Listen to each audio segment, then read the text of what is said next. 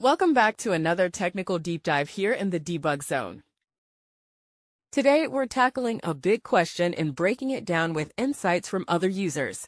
Hopefully, this clears up some misconceptions and helps you get the answer you need. So buckle up, stay a little curious, and let's jump right in.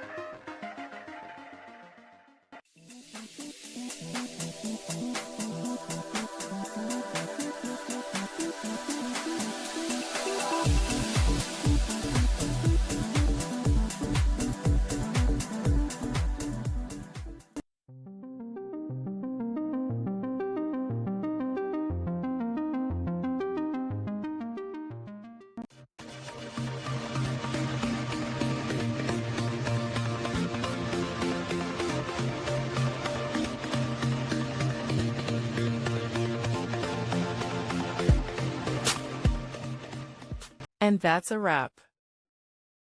I hope you found the answer you were looking for. If you did, take a second to hit that subscribe button. It really helps out. And let me know in the comments which solution worked best for you. See you next time in the debug zone.